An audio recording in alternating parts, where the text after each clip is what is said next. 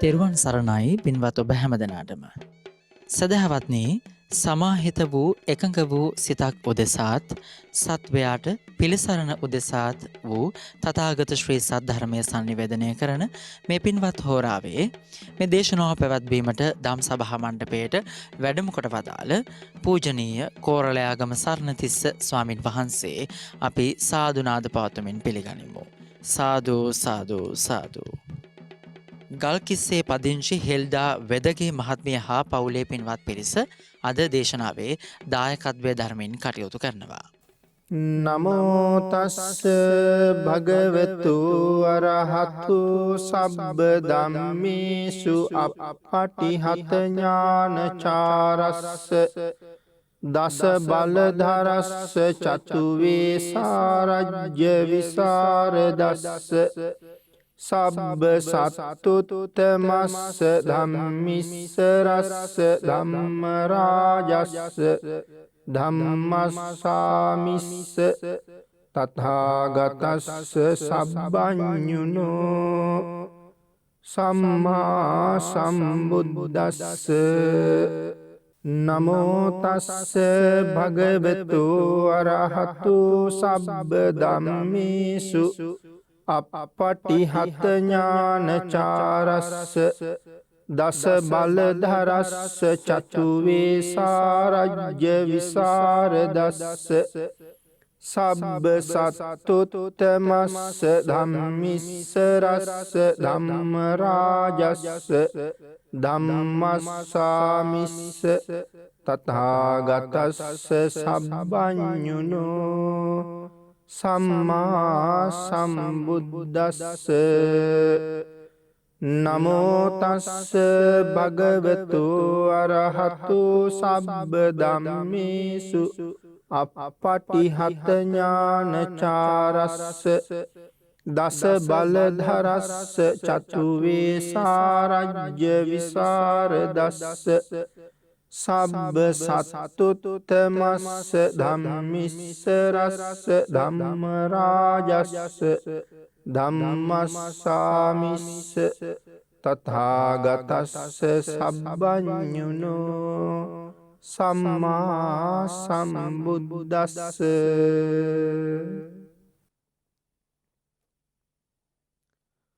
සද්ධර්ම ශ්‍රාවක කාරුණික ගුණගරුක බෞද්ධ පින්නතුනි, බොහෝම ශ්‍රද්ධාවෙන් යුක්තව ලෞතුරා බුදුරජාණන් වහන්සේ දේශනා කොට වදාළ උතුම් ශ්‍රී සද්ධර්ම රත්නයෙන් අබමල් රේණුවකටත් වඩා ඉතා කුඩා ප්‍රමාණයක් දේශනා කරවගෙන ශ්‍රවණය කරන්න සූදානම් වෙන මොහොත.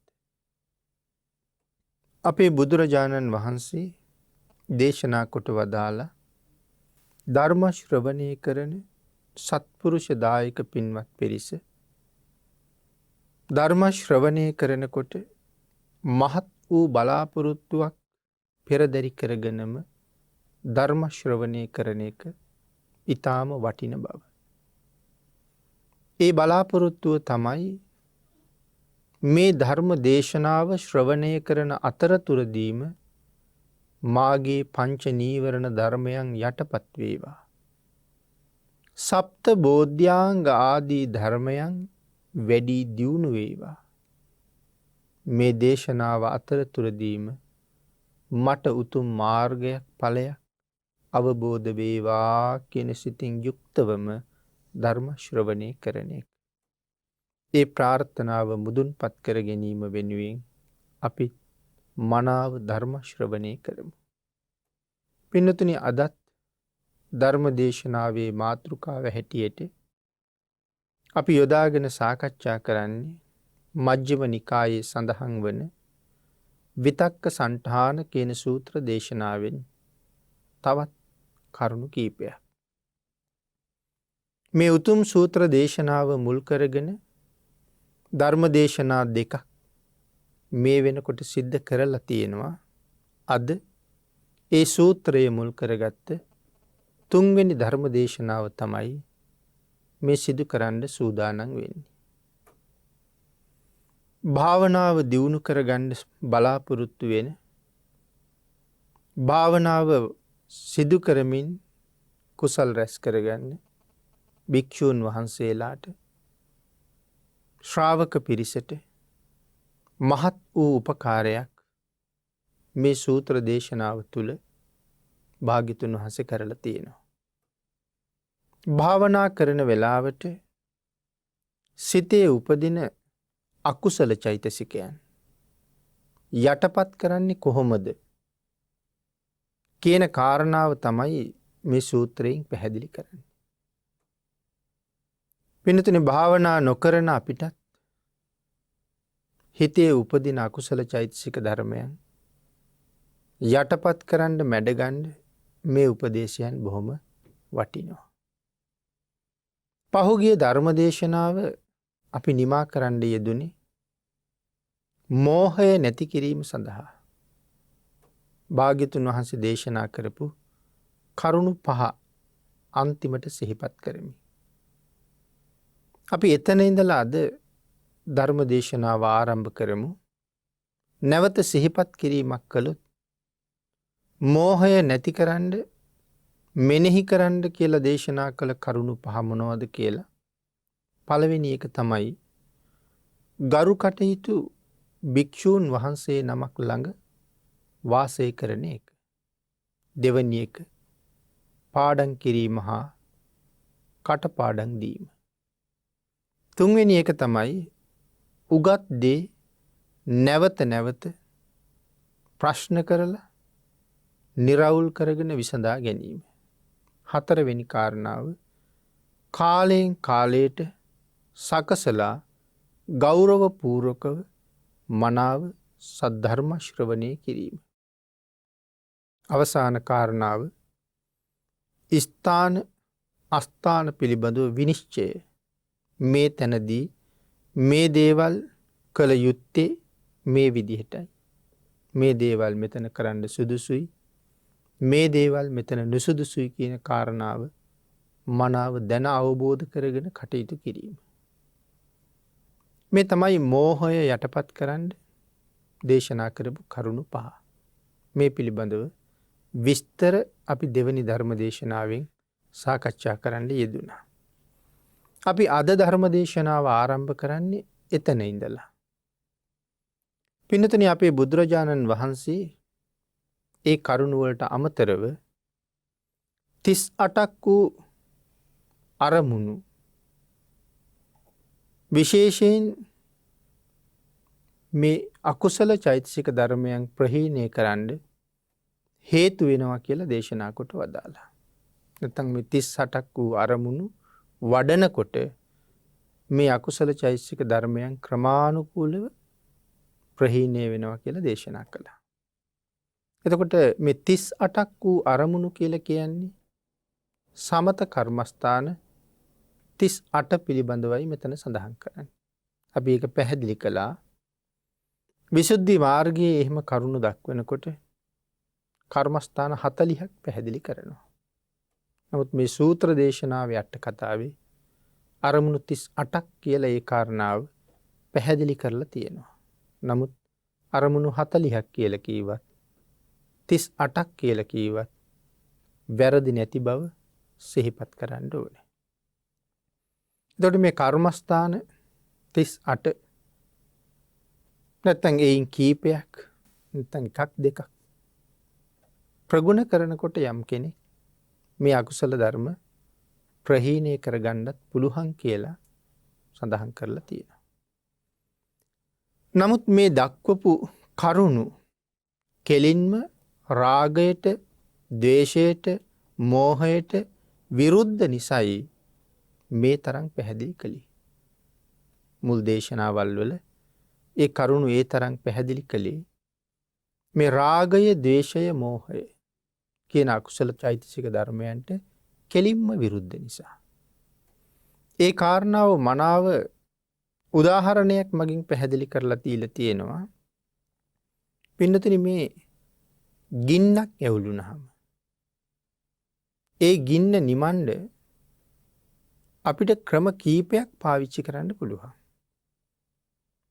ගින්න ඇවිලීගෙන එනකොට පස් දාන්නත් පුළුවන්. පස් දාලා නිමන්නත් පුළුවන්. එතකොට මේ අමු අතු නැත්නම් තෙත තියෙන අතු ඒ උඩ දාලා ගින්න නිමන්නත් පුළුවන්. මේකත් ගින්න නිමන ක්‍රම දෙකක්. නමුත් පින්නතුනි මේ පස් වලට යටින් සමහර වෙලාවට ටික ටික යම් ප්‍රමාණයක් තැන් තැන්වල ගින්න තියෙන්න පුළුවන්. තෙත අතු යෙදුවට ඒ අතු යටින් ගින්න තැන තැන තියෙන්න පුළුවන්. නමුත් පින්නතුනි ගින්නට හාත්පසින්ම විරුද්ධයි ජලය. ජලය යෙදුවොත් ගින්න හොඳටම නිමිලා යනවා. අය කොතනවත් අතරපතර අස්සේ පස්සේ ඉතුරු වෙන්නේ නැහැ. ඒ නිසා මෙතන සඳහන් කළා මේ මුලින් සඳහන් කරපු කරුණු ටික භාවිතාවට ගන්නවා නම් යොදා ගන්නවා නම් මේ අකුසල කර්මයන් කොතනවත් ඉතුරු කරන්නේ නැතුව හොඳටම ප්‍රහීණය කරන්න පුළුවන්. එහෙනම් මොනවද මේ මුලින් සඳහන් කරපු කරුණු කියන කාරණාව තුන්වෙනි දේශනාවෙත් නැවත වතාවක් අපි සිහිපත් කළොත් පින්නතුනි රාගය, ද්වේෂය, මෝහය සම්බන්ධයෙන් තමයි මේ කරුණු දැක්වේ. භාවනා වඩනකොට හදිස්සියෙම හිතේ රාගසිතක් පහළ වෙන්න පුළුවන්. එහෙම නැත්නම් නිමිත්තට නැත්නම් අරමුණට අමතරව ද්වේෂසිතක් පහළ වෙන්න පුළුවන්. එහෙම නැත්නම් මෝහසිතක් පහළ වෙන්න පුළුවන්. අන්න එහෙම වුණොත් තමන් මෙනෙහි කරමින් ඉන්න කර්මස්ථානයෙන් අවදි වෙලා නැත්නම් ඒ කර්මස්ථානයෙන් මිදිලා මේ ඇති වුණ අකුසල කර්මයට ඒ අකුසලයේ යටපත් කරන්න අවශ්‍ය අරමුණක් මෙනෙහි කරන්න කියලා කියනවා. එහෙනම් ඒ අරමුණු අතර අකුසල අරමුණු අතර සඳහන් කළා රාගය ඇති වුණොත් අසුබ භාවනාව වඩන්න පටන් ගන්න කියලා. භාවනා කරමින් ඉන්නේ වෙන ක්‍රමයක්. නමුත් ඒ ක්‍රමයෙන් හිත වඩාගෙන යනකොට රාගසිතක් එනවා. දැන් එතකොට මේ රාගසිත මැඩ පවත්වන්න ඕනේ ඉදිරියට යන්න නම්. ඒ හින්දා කරන නිමිත්ත පසෙක තියලා අසුභය වඩන්න පටන් ගත්තාම අර උපදින රාගය නැතුව යනවා. එහෙමනම් රාගයට අසුභය. එතකොට ඒ සත්වයක් ගැන රාගයක් ඇති වුණොත් නේ අසුභය වඩන්න පුළුවන් වෙන්නේ. සංස්කාරයක් ගැන රාගයක් ඇති වුණොත් මොකද කරන්නේ? පිළිතුර එතන වාහනයක් පිළිබඳව කැමැත්තක් ඇති වෙනවා. නැත්නම් ඇඳ පුටුව, ඇඳුම ආදී දේවල් පිළිබඳව කැමැත්තක් ඇති වෙනවා. ඒ දේවල් පිළිබඳව කැමැත්තක් ඇති වුණොත් අනිත්‍ය වඩන්න කිව්වා. මේ දේවල් ස්ථිර නෑ කියලා අනිත්‍ය සිහිපත් කරන්න කියලා කිව්වා. එහෙනම් රාගය කෙරෙහි අසුබ රාගය කෙරෙහි රාගයක් ඇති වුණොත් රාගයට අසුබයයි, සංස්කාරයක් කෙරෙහි රාගයක් ඇති වුණොත් ඒ සඳහා අනිත්‍යයි මෙනෙහි කරන්න කියලා කිව්වා. සත්වයක් කෙරෙහි ද්වේෂය ඇති වුණොත් වෙනදෙන සඳහන් කළා සත්වයක් කෙරෙහි ද්වේෂය ඇති වුණොත් ඒ ද්වේෂසිත පාලනය කර ගැනීම සඳහා මෛත්‍රී කරන්න කියලා. සංස්කාරයක් කෙරෙහි ද්වේෂය ඇති වුණොත් ධාතු මනසිකාරය කරන්න. අපි මේ කාරණාව පැහැදිලි කළා. අපිට සමහරලාට ඇඳේ කකුලේ නැත්තම් පුටුවක කකුලේ අපේ කකුල හැපෙනවා. එතකොට අපිට ද්වේෂයක් ඇති වෙනවා. ඇඳ ගැන, ඒ හැපුණ තැන ගැන කේන්තියක් ඇති වෙනවා. නමුත් දැන් මේ කවුරු ගැනද කේන්තිය ඇති කරගන්නේ? හිතක් පිටක් නැති මේ සංස්කාරයක් ගැනනේ. එතකොට හිතන්න කිව්වා දැන් ඔබ මේ ද්වේෂය ඇති කරගෙන තියෙන්නේ පඨවි ගැනද? නැත්නම් ආපෝ ගැනද? තේජෝ ගැනද? වායෝ ගැනද? කේන්ති ගත්ත කියලා ඒකේ තේරුමක් නැහැ. ඒ නිසා සඳහන් කළේ එහෙම හිතලා ධාතු මනසිකාරය කරන්න කියලා. ද්වේෂයට මෛත්‍රියයි ධාතු මනසිකාරයයි. මෝහයට උපනිශ්‍රය වූ ධර්ම පහයි මෝහයක් ඇති වුණොත් ඒක නැති කරගන්න ධර්මතා 5ක් මෙනෙහි කරන්න කියලා කිව්වා. අපි මේ දේශනාව පටන් ගන්නකොට මුලින්ම ඊටාම කෙටියෙන් කරුණු 5ක් මතක් කළා කලින් දේශනාවේ පැහැදිලි කළා කියලා. ඒ කරුණු 5 තමයි මෙතන සඳහන් කළේ මෝහයට උපනිශ්‍රේ ධර්මතා 5යි. මෝහයක් ඇති වුණොත් ඒ ධර්ම 5 ඔස්සේ ඒ මෝහය නැති කරගන්න කියලා. පින්නතනි මේ අකුසල් වලට කෙලුම්ම විරුද්ධ නිසායි එහෙම දැක්වේ කියලා සඳහන් කරනවා. මේ කාරණා ටික අකුසලයට කෙලින්ම විරුද්ධයි. රාගයට අසුභය කෙලින්ම විරුද්ධයි. ද්වේෂයට මෛත්‍රිය කෙලින්ම විරුද්ධයි. ඒ වාගේ එහෙමනම් සංස්කාරයක් කෙරෙහි ඇති වුණොත් කොහොමද? රාගය ඇති වුණොත් අනිත්‍ය. එහෙම නැත්නම් ධාතු මනසිකාරය. මේ දේවල් කෙලින්ම මේ අකුසල් වලට විරුද්ධ හින්දා තමයි පෙන්නලා තියෙන්නේ කොයි වාගේද? ගින්න නිමණ්ඩ යොදාපු ජලය වගේ තමයි මේ කාරණා ටික. කියන කාරණාව පැහැදිලි කරනවා. එතකොට පින්නතුනි පළමු ක්‍රමේදී අකුසලයේ සහිත අරමුණක් බොහෝ වාර ගණනක් මෙනෙහි කුසලයේ සහිත අරමුණක් බොහෝ වාර ගණනක් මෙනෙහි කරනකොට අකුසලය නැති වෙලා යනවා. අකුසලය ඇති වෙනකොට කුසල් සිතක් තමයි අරමුණු කරන්න කියන්නේ. එතකොට අකුසල් සිත හිමීට අපේ හිතින් බැහැර වෙලා යනවා. එතකොට පළමු ක්‍රමේ අපි පැහැදිලි කළා මෙන්න මෙහෙම උදාහරණයක්. වඩු බාස් කෙනෙක් ලොකු ඇණයක් කුඩා ඇණයකින් පහර දීලා තමන්ට ගලවන්න උවමනා ඇණය ටික ටික එළියට ඇදලා ගන්නවා. ලීයක ලොකු ඇණයක් ගහලා තිනවා. දැන් මේ ලොකු ඇණේ ගලවන්න ඕනේ. ඒක ගලවන්න කුඩා ඇණයක් අරගෙන අර ලොකු ඇණේ වටේටම මොකක් හරි උපකරණයක් අරගෙන කුඩා ඇණයෙන් තට්ටු කරනවා. තට්ටු කර කර ලොකු ඇණේ බුරුල් කරනවා. බුරුල් කරලා හොඳටම බුරුල් වුණාම අතින් අරන් දානවා. පින්නතින් එතන අර ලොකු ඇණේ වැදිලා තියෙන ලීය හිත වගේ දකින්න කියලා කිව්වා. ලොකු ඇණේ ගහලා තියෙන ලීය අපේ හිත වගේ. එතකොට එම ලීයට වැදිලා තියෙන ලොකු ඇණය ආන්ගේ ඇණේ ගැන සඳහන් කරනකොට පැහැදිලි කළා අකුසල විතර්කය. ලීය අපේ හිත වගේ ඒ ලීයට ගහලා තියෙන ලොකු ඇණය අපේ හිතේ තියෙන අකුසල විතර්කය. එතකොට කුඩා ඇණයෙන් තට්ටු කරනවා කියලා කීවේ ඒ ලොකු ඇණේ ගලවන්න තට්ටු කිරීම අසුබ භාවනාවේ කුසල නිමිත්ත හැටියට දකින්න. ඇණේ රාගය නම් රාගය නැති කරන්න කී අසුබ භාවනාවෙන්නේ. එතකොට අසුබ භාවනාව මෙනෙහි කරනකොට රාගය ටික ටික අයින් වෙලා යනවා. එහෙනම් කුඩා ඇණයෙන් වටේට හිමීට තට්ටු කරනකොට මහ ඇණේ ටික ටික උඩට එනවා. හොඳටම බුරුල් වුණාම ගලවලා විසි කරන්න පුළුවන්. ඒක තමයි මේ උදාහරණයෙන් පැහැදිලි කරන්න යෙදුනේ. එහෙම කුඩා ඇණයෙන් තට්ටු කරලා ලොකු ඇණේ ගැලවීම දකින්න කිවි අසුබ භාවනාවේ නිමිත්ත හැටියට. අසුබ භාවනාවෙන් රාග නිමිත්ත ගලවලා අයින් කරනවා වගේ. මේක තමයි මේ විතක්ක සන්තාන ක්‍රමයේ පළවෙනි ක්‍රමය. විතක්ක සන්තාන සූත්‍රයේ කාරණා 5ක් පැහැදිලි කරනවා. අපි ඒක මුල් දේශනාවල විස්තර කළා. එතකොට පින්නතුනි දැන් දේශනා 2ක් ඉවරයි. තුන්වෙනි දේශනාවත් ආරම්භ කරලා මේ වෙනකම්ම අපි කතා කළේ මේ කාරණා 5 පළවෙනි කාරණාව. ඊළඟට දෙවනි ක්‍රමයෙන් සඳහන් කරනවා මේ විතක්ක සන්තානයේ දෙවනි ක්‍රමය අපි ඊළඟට සාකච්ඡා කරන්නේ.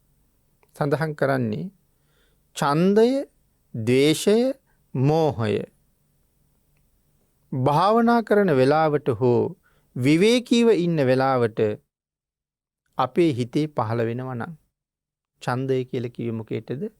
රාගයට. දැන් රාගය, ද්වේෂය, මෝහය භාවනා කරන වෙලාවට හිතට එනවා. අපි නිකන් ඉන්නකොටත් මේ අකුසල ධර්මයන් විටින් විට අපේ හිතට එනවා. මේ අකුසල විතර්ක පහළවීමේ ආදීනවේ කල්පනා කරන්න කියලා කියනවා. මේක තමයි අකුසලයේ අයින් කරන දෙවනි ක්‍රමය. අකුසල සිතක් ඉපදුනහම ඒකේ ආදීනවේ මොකද්ද? එන සඳහන් කරනවා මේ සිතුවිලි අකුසල් නම් වැරදි. මෙහෙම සිතුවිලි මෙනෙහි කිරීමෙන් දුක් විඳින්න සිද්ධ වෙනවා. අකුසලයක් නම් එතන මොකද්ද තියෙන්නේ? දුක. කුසලයක් නම් එතන තියෙන්නේ මොකද්ද? සැප. එහෙනම් අකුසල් මෙනෙහි කිරීමෙන් අපිට දුක් විඳින්න වෙන බව භාග්‍යතුන් වහන්සේ දේශනා කරලා තියෙනවා. මොකද පින්නතුනි සමහර අකුසල සිතුවිලි සෝමනස්ස සහගතයි. අකුසලයේ මෙනෙහි කරන්න ඇති වෙන්නේ සතුට. ඒ සතුට නිසා අපි අකුසලයේම ඇලිලා ඉන්නවා. රාගසිතක් ගැන හිතන්නකෝ. පාරේ යනකොට ලස්සන රූපයක් දැක්කා. ඒ රූපය පිළිබඳව මගේ හිත දැන් ඇලිලයි තියෙන්නේ. පාරේ යනකොට වෙන්න පුළුවන්. පාසලේදී වෙන්න පුළුවන්. කාර්යාලයේදී වෙන්න පුළුවන්. වෙනත් තැනකදී වෙන්න පුළුවන්. ස්ත්‍රී රූපයක් හෝ පුරුෂ රූපයක මගේ හිත ඇලුනා. දැන් විවේකයක් ලද හැම මොහොතකම ඒ රූපය ගැන කල්පනා කර රාගසිතින් යුක්තව ඉන්න අපි හරි කැමතියි. නින්ද යන තුරුමත් සමහර ලාවට ඒ ගැනම මෙනෙහි කර හිත රාගයෙන් පුරව ගන්නවා. අවදි වෙච්ච හැම මොහොතකම වාගිත් නැවත දකින්න ලැබුණොත් හොඳයි කියලා හිතෙනවා. නැවත දකින්න උත්සාහ කරනවා. ඒ සඳහා අවශ්‍ය වටපිටාව හදනවා. හදා මෙනෙහි කරනවා. සතුටක් නෙමෙයිද අපිට තියෙන්නේ එතකොට. ඒක මෙනෙහි කරන එක සතුටක්.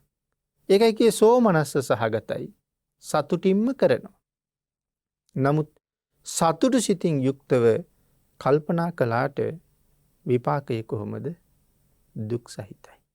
එහි විපාකය දුක්ඛදායකයි. සතුටින්ම හිතනවා අන්තිමට ඒක නිසා මහා දුකක් විඳින්න සිද්ධ වෙනවා. ආන් එහෙම හිතලා මම මේ හිතන හිතුවිල්ල අනාගතේ මට මහා දුකක් උරුම කරනවා නම් දුකට අකමැති මම ඇයි දුක් විඳින්න හේතු වෙන දේවල් කරන්නේ කියලා කල්පනා කරන්න ඕනේ.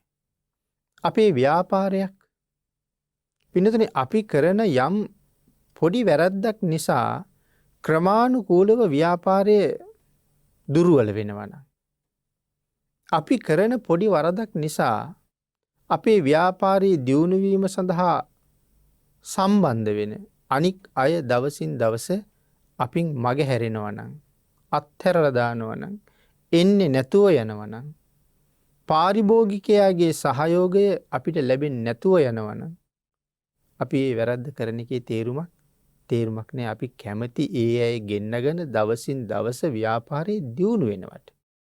එහෙමනම් මේ අකුසල චෛතසිකය නිතර මෙනෙහි කිරීම තුළ මට වෙන්නේ අයහපතක් නම් මං මේ අකුසලයේ මෙනෙහි කරන එකේ තේරුමක් නෑ. පින්නතනි මේ හැම අකුසල විපාකයක්ම බුදුරජාණන් වහන්සේගේ උපදේශයට පටහැනිනේ. අකුසලයක් නම් ඒක භාග්‍යතුන් වහන්සේට පටහැනි. ඒ බුදුරජාණන් වහන්සේ කොහොමද අපිට කරුණ දේශනා කළේ? සබ්බ පාපස්ස අකරණ. සියලුම අකුසල ධර්මයන් නොකරන්න. සියලු අකුසලයන්ගෙන් වළකින්න. ඒක තමයි භාග්‍යතුන් වහන්සේගේ උපදේශය. එතකොට දැන් භාග්‍යතුන් වහන්සේ එහෙම උපදෙස් දීලා තියෙනකොට අපි කරගෙන යන්නේ අකුසල් නම් භාග්‍යතුන් වහන්සේට අපි විරුද්ධයි. ඒ දේශනාවට අපි විරුද්ධයි. අන් ඒ නිසා සඳහන් කළා බුදුරජාණන් වහන්සේ දේශනා කරපු විදිහට අකුසලයෙන් ඈත් වෙලා කුසල කර්මයක් මත හැම වෙලාවෙම කටයුතු කරන්න කියලා. ඉතිපි මේ විතක්කා අකුසල ඉතිපි මේ විතක්කා සාවජ්ජා. මෙසේ මේ විතර්කය අකුසලයකුත් වෙනවා, මෙසේ මේ විතර්කය වැරදිත් වෙනවා. අගේ නිසා මෙසේ මේ විතර්ක දුක්ඛ විපාකත් ගෙන දෙනවා කියලා එහි ආදීනවේ දේශනා කරලා තියෙනවා. ඒ ගැන පින්නතුනි අපි මේ විදිහට කල්පනා කළොත් යම් තැනක ඉඳලා අපි නිවන දිහාට යනවා.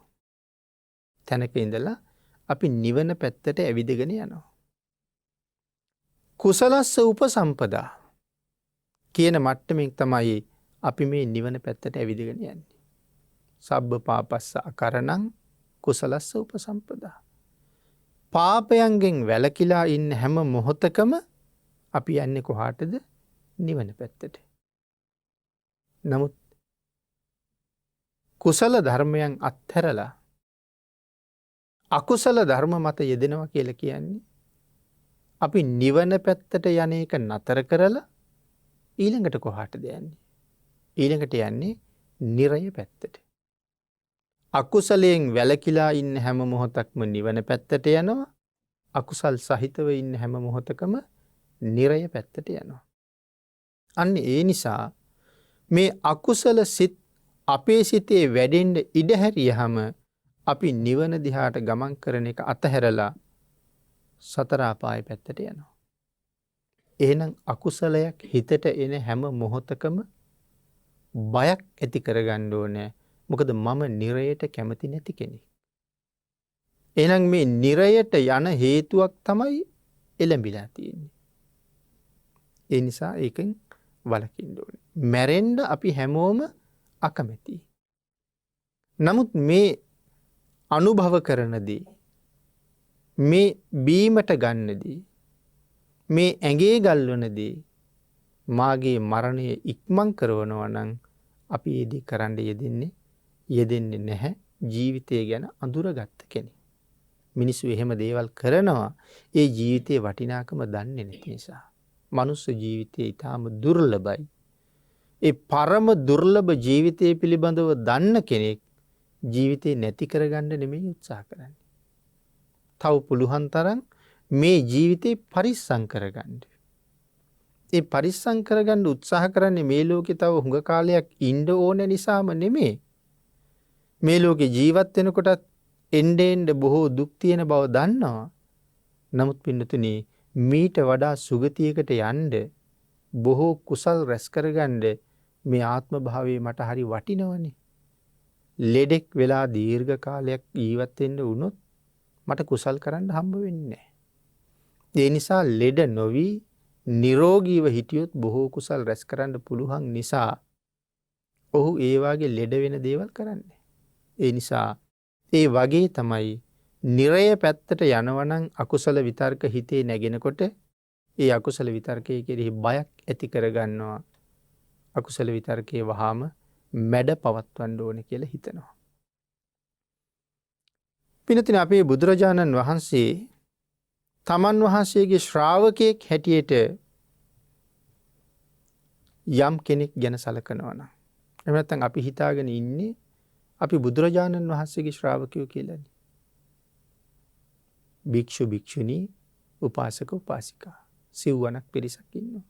එතකොට අපි ඔක්කොම භාග්‍යතුන් වහන්සේගේ ශ්‍රාවක සිව්වණක් පිරිස. එතකොට භාග්‍යතුන් වහන්සේගේ ශ්‍රාවකයෙක් හැටියට අපි කරන වැඩේ ඒත් වැරදි. භාග්‍යතුන් වහන්සේගේ ශ්‍රාවකයෙක් හැටියටත් අකුසල් කරන එක වැරදි. රහතන් වහන්සේලා ගිය පැත්තට නෙමෙයි එතකොට අපි යන්නේ නිරේ පැත්තට. ඒ නිසා ආර්යයන් වහන්සේලාගේ අනුකම්පාවත් අපිට ලැබෙන්නේ නැතුව යනවා. පින්නතුනි අපි යන පාරේ එක පැත්තක නිවන තව පැත්තක නිරය කියලා අපි සඳහන් කළා. මේ අකුසල සිතුවිල්ලත් එක්ක ඉන්න හැම මොහොතකම අපි යන්නේ නිරේ පැත්තට නම් ඒ පිළිබඳව ලොකු බයක් ඇති කරගන්න ඕනේ කියලා සිහිපත් කළේ ඒකයි. අකුසල සිත මැඩගෙන නැවත කුසල් සිතක ඉන්නකොට අපි එතන ඉඳලා ආපහු යන්නේ කොහාටද? නිවන පැත්තට. දැන් පින්නතුනි හිතලා බලන්නකෝ අපේ සසර මෙච්චර දික්කුණේ ඇයි කියලා. අපි මෙහෙම කල්පනා කළොත් දවසකට පැය 24ක් තියෙනවා. දැන් මේ පැය 24 ගත්තහම අපි මේ පැය 24න් පැය කීයක් පින් කරනවද? අපි පෞද්ගලිකවම අපි ගැන කල්පනා කරලා බැලුවොත් පැය කීයක් පින් කරනවද?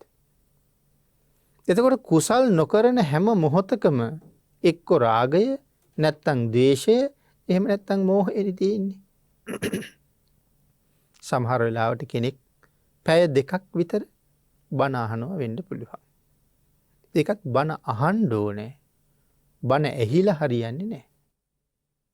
හුඟක් අය සමහරලාට සඳහන් කරනවා පැය 24ම අපේ ගෙදර බෞද්ධ නාලිකාව තමයි වැඩ කරන්නේ කියලා.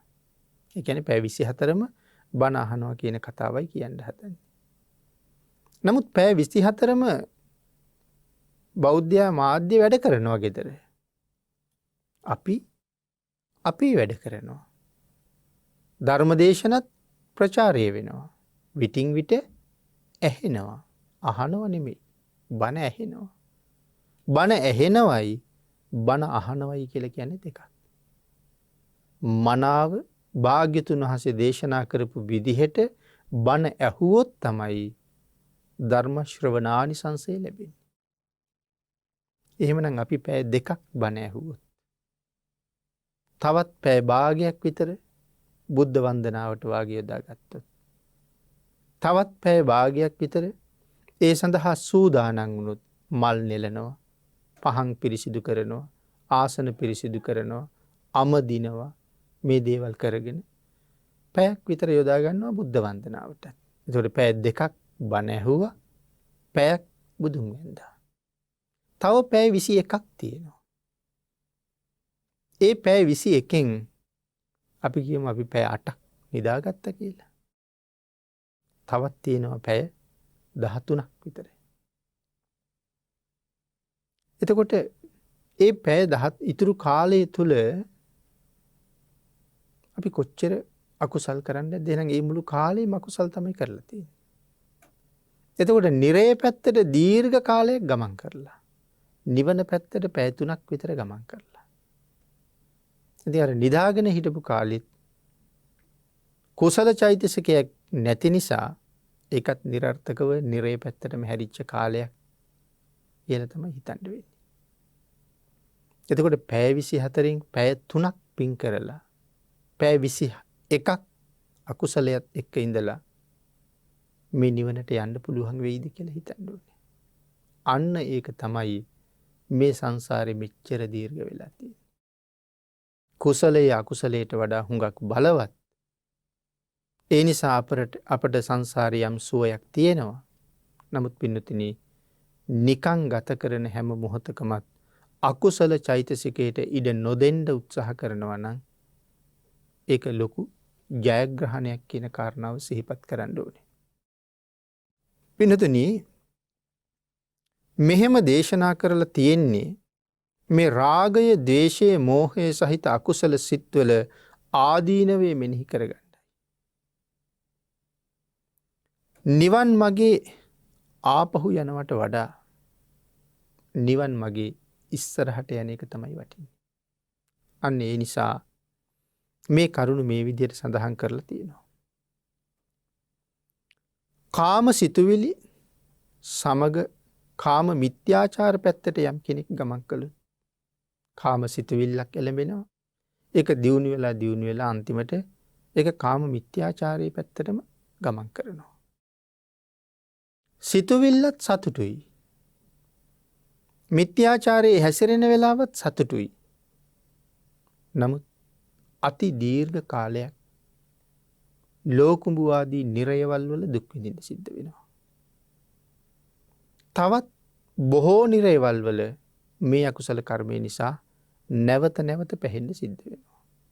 එතකොට සතුටින් මෙනෙහි කරපු කාරණාවක් නිසා සුළු මොහොතක් සතුටින් යෙදුන ක්‍රියාවක් නිසා අවුරුදු කෝටි ප්‍රකෝටි ගණන් අනන්ත දුකකට මුහුණ දෙන්න සිද්ධ වෙනවා නම් මේ කාරණාවෙන් ඇති ප්‍රයෝජනයක් නැහැ. කියන කාරණාව මෙනෙහි කරලා අකුසලයෙන් ඈත් වෙන්න ඕනේ.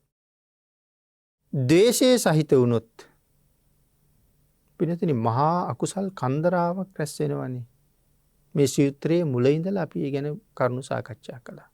ද්වේෂය ලොකු කුඩා අපි හැමෝටම ඇති වෙන අකුසලයක් නෙමේ ද්වේෂය කියලා කියන්නේ. නැති කෙනෙක් නැති තරම්.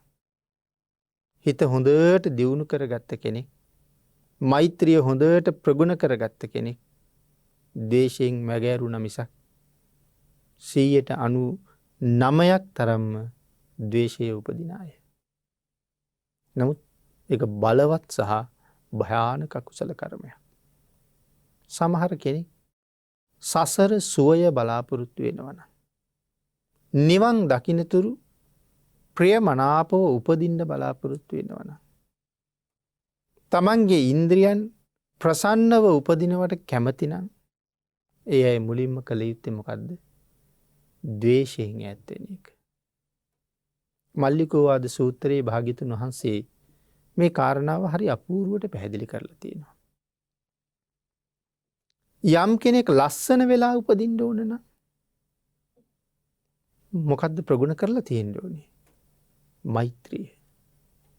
ද්වේෂය හිතින් ඈත් කරලා ඉන්නවනම් එතන මෛත්‍රිය තියෙනවා.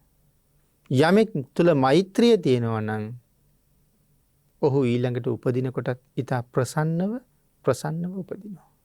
සමහර වෙලාවට ද්වේෂය ආපුහම අපි සමහර කෙනෙක් දිහා බොහොම රවල බලනවා. ඒ බලන මූණ ප්‍රියමනාපද? රවාගෙන ඉන්න කෙනෙකුගේ මුහුණ ප්‍රියමනාප නැහැ.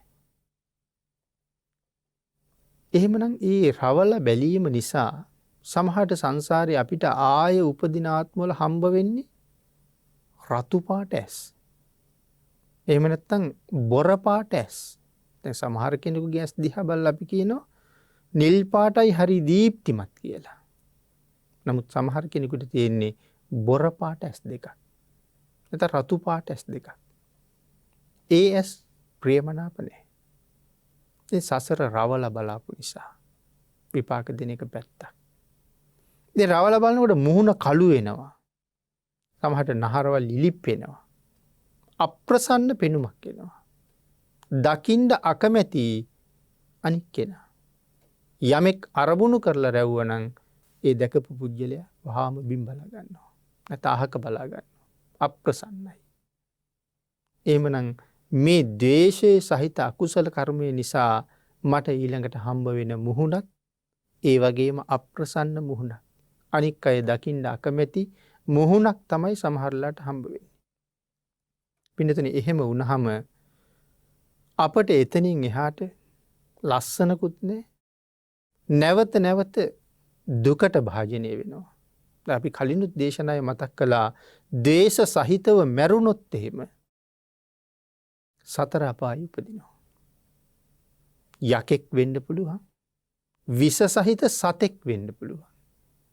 මරණාසන්න මොහොත නමුත් කෙනෙකුට කරදර නොකරන එක හරි වටිනවා. මොකද බොහොම වේදනාවෙන් ඉන්න කෙනෙක්නේ මරණාසන්න කෙනා කියලා කියන්නේ. නමුත් අපි බොහෝ වෙලාවට සමහරලාට එහාට ඔසවනවා මෙහාට ඔසවනවා නැවත රෝහල් ගත කරන්න හදනවා. ඉතින් ඒ අපි ඔසවගෙන යනකොට වාහන වලට ගොඩ කරනකොට වාහනින් බස්සනකොට නොඑක ආකාරයේ කටු ගහනකොට අපි දන්නවා වැඩි වෙලා ජීවත් වෙන්නේ නැහැ කියලා. සමහරට රෝහලිනුත් එවල තියෙන්නේ දැන් ගෙදර එක්ක ගිහිල්ලා හොඳට කණ්ඩ බොණ්ඩ දීලා සලකන්න කියලා ඒගොල්ලන්ටත් එතනින් එහාට කරන්න දෙයක් නැති නිසා. දැන් අවසානයේ ජීවිතයේ අසාධ්‍ය වෙලා අන්තිම මොහොතට ඇවිල්ලා ඉන්න වෙලාවේ අපි ආයෙත් කෑකෝ ගහ වදයක් දෙනවා. ඉතින් ඒ වෙලාවට ද්වේෂසිතක් ඇති වෙන්න පුළුවන් වේදනාවත් එක්ක. ඉතින් ඒ ද්වේෂයත් එක්ක මරණයටපත් වුණොත් නිරේක ඉපදෙන්න තියෙන ඉඩ කඩ වැඩි. ජීවත් වෙලා ඉන්න කාලේ හුඟක් පින් කරගත්ත කෙනෙක් වෙන්න ඇති. නමුත් අවසාන මොහොතේ තියෙන්නේ අකුසල සිත. ද්වේෂ සිත. නිරයේ ඉපදෙන්නත් පුළුවන්. එහෙම නැත්නම් යකෙක් වෙලා ඉපදෙන්නත් පුළුවන්. ද්වේෂයෙන් ඉඳලා. එහෙම නැත්නම් සඳහන් කරනවා ඔය විස සහිත සත්තු නයි පොළොංගු ගෝනුස්සු ආදී විස සහිත සත්තු වෙලා ඉපදෙන්නත් පුළුවන්. ඒ නිසා ද්වේෂය හරි භයානක අකුසල කර්මයක් කියන එක පැහැදිලි කරන්න ඕනේ. නැවත මනුස්ස ලෝකේ ඉපදුනත් නිතරම කේන්ති යන පුද්ගලයෙක් වෙලා තමයි උපදින්නේ. සමහර අය අපි අතර ඕන තරම් ඉන්නවා. සුළු දෙයට, ඉතා සුළු දෙයටත් කේන්ති ගන්නවා. මොකවත් නොතේරෙන නොදරුවෙකුගේ වැඩටත් කේන්ති ගන්නවා. ඒ දරුවට මොකවත් තේරෙන්නේ නැහැ. සමහරට තියෙන එකක් හලනවා, පෙරලනවා, කඩනවා. නමුත් ඒකටත් කේන්ති ගන්නවා. දේශසිත උපදවා ගන්නවා. එහෙම කෙනෙක් වෙලා ඉපදිලා ආපහු අකුසලයේම පුරවනවා. ඒ නිසා ද්වේෂයේ වඩන්ඩ නැවත ප්‍රතිඵලයේ හැටියට ලැබෙන්නේ ද්වේෂයමයි කියන කාරණාව සඳහන් කරලා මේ ද්වේෂය නම් වූ අකුසල කර්මයෙන් ඉවත් වෙන්න කියන කාරණාව විශේෂයෙන් සිහිපත් කරනවා. මෙතන පින්නතුනි උදාහරණේ තියෙනවා ලස්සන වෙන්න තම ශරීරය සරසගන්න කැමති ස්ත්‍රියක් හරි පුරුෂයෙක් හරි ඉන්නවා. ඒ පුරුෂයත් කැමති හරි ලස්සනට ඉන්න. ස්ත්‍රියක් ඉන්නවා ඒ ස්ත්‍රියත් කැමති හරි ලස්සනට ඉන්න. හැම වෙලාවෙම හොඳට නාලා, කිස කෙස් පීරලා, කෙස් රැවුල් කපලා, අලුත් ඇඳුම් ඇඳලා බොහෝම පිරිසිදුවට ඉන්නවා. එහෙම ඉන්නත් හරි කැමතියි. හදිසියේ කවුරු හරි මැරිච්ච ගැරඬිකුණක් නැත්තම් සරපකුණක් ගෙනල්ලා අර පිරිසිදුව ඉන්න කැමති පුජ්‍යලයාගේ කරට දානවා. නැත්නම් මැරිච්ච සුනකයෙකුගේ මලකුණක් ගෙනල්ලා බෙල්ලේ ඉල්ලනවා. දැන් එතකොට අර පිරිසිදුවට ඉන්න කැමති කෙනා කොච්චර ලැජ්ජාවටපත් වෙනවද? කොයිතරම් අප්‍රසන්න සිතක් ඇති කරගන්නවද? මේ ඇති වෙච්ච දේ නිසා. එහෙනම් ඔහු හෝ ඇය මොකද කරන්නේ? වහාම ඒ මලකුණ බැහැර කරන්න උත්සාහ කරන්නේ. රාජකුමාරයෙක් වුණත් මේ මලකුණත් බෙල්ලේ එල්ලගෙන මිනිස්සු අතරට ගියොත් මිනිස්සු ප්‍රිය කරයිද? මිනිස්සු ප්‍රිය කරන්නේ නැහැ. පිරිසිදුවට ගියොත් රජුරුවන්ගේ පුතා කියලා බොහොම ගරු කරනවා. නැත්තම් බලුකුණක් හරි සරපකුණක් හරි ඇඟේ දාගෙන ගියොත් කාගේවත් ප්‍රියභාවයක් නැහැ. අන්න ඒ වගේ තමයි අපි හොඳට ඉන්නත් කැමති. ඒ නිසා නාලා පිරිසිදු වෙලා හොඳ ලස්සනට ඉන්නවා. භාග්‍යතුන් වහන්සේ සරණ යන්නත් කැමති. නිවන් අරමුණු කරන්නත් කැමති. කුසල් කරනවා කියලත් කියනවා. භාවනා කරනවා කියලත් කියනවා. සිල් ගන්නවා කියලත් කියනවා. නමුත් පින්නතුනි මේ අකුසල විතර්කත් තාම තමන් ගාව තියෙනවනේ. අපිටනේ පේන්නේ ඔහු හොඳයි වගේ. අපිටයි පේන්නේ ඇය හොඳයි වගේ. බොහොම හොඳට සිල් ගන්නවා, බොහොම හොඳට භාවනා කරනවා, තෙරුවන් සරණ යනවා කියලා කියනවා, තෙරුවන් සරණ ගිහිල්ලා ඉන්නේ කියලා කියනවා. මම බෞද්ධයෙක් කියලා කියනවා. ඉතින් ඒ කියහම තෙරුවන් සරණ යනවා කියන කාරණා තුනම අන්තර්ගතයි. බෞද්ධයෙක් වෙන්නේ තිසරණ තියෙන කෙනෙක්නේ. නමුත් රාගයත් හිතේ තියෙනවා, ද්වේෂයත් හිතේ තියෙනවා, මෝහයත් හිතේ තියෙනවා. හරියට කොයි වගේද? සරපකුණක් ඇඟේ තියෙනවා වගේ. පිරිසිදුයි වගේ පෙනුනට පිරිසිදු නැහැ. අභ්‍යන්තරයෙන් දූෂිත වෙලායි. අභ්‍යන්තරයේ කුණු වෙලා තියෙන්නේ. පිටපැත්තෙන් මේ හොඳයි කියලා පේන්නේ. එහෙමනම් අපි අකමැති නම් ඒ සරපකුණ බලුකුණ ඇඟේ තියාගෙන ඉන්න. ඒ වගේම මේ ද්වේෂය, රාගය, මෝහය ජීවිතෙන් ඈත් කරන්න උත්සාහ කළ යුතුයි කියන කාරණාවයි මෙතන පැහැදිලි කරන්නේ. එහෙම වුණොත් කෙනෙක් හරි ප්‍රියමනාපයි. ඒ ජීවිතේ හරි ලස්සනයි. මරණයෙන් පස්සේ සුගතිගාමී වෙන්න පුළුවන් හොඳ ජීවිතයක් පෝෂණය කරන කෙනෙක්. පින්නතුනි ධර්ම දේශනාවට තියෙන කාලේ නිමා වෙලා තියෙන නිසා විතක්ක සන්ඨාන සූත්‍ර දේශනාව නිමිති කරගෙන සිද්ධ කරන 3 වෙනි ධර්ම දේශනාව අපි මේ විදිහට නිමා කරමු. මේ උතුම් ධර්ම දේශනාව ලෝකයට දානය කරන්න අද දායකත්වයේ ලබා දෙන දායක පිරිස ගල්කිස්සේ පදිංචි හිල්ඩා වෙදගේ මහත්මිය සහ ඇයගේ පවුලේ පිරිස බව සිහිපත් කරනවා. උතුම් අරමුණු කීපයක් සිහිපත් කරනවා. පුණ්‍යානුමෝදනාව හැටියට පරලොව සැපත් වුණ කුසුම් මුනීන්ද්‍රදාස මහත්මිය, බෙනි මුනීන්ද්‍රදාස මහත්මා, වෙදගේ චන්ද්‍රසිරි ප්‍රියනන්ද මහත්මා, චන්ද්‍රසිරි විජේවීර මහත්මා, රූපා විජේවීර මහත්මිය, WP ඥානවතී මහත්මිය, ලිව්නිස් ප්‍රනාන්දු මහත්මා, මේබල් සිල්වා මහත්මිය ඇතුළු අප නමින් මියගිය සියලු සංසාරගත ඥාති වර්ගයා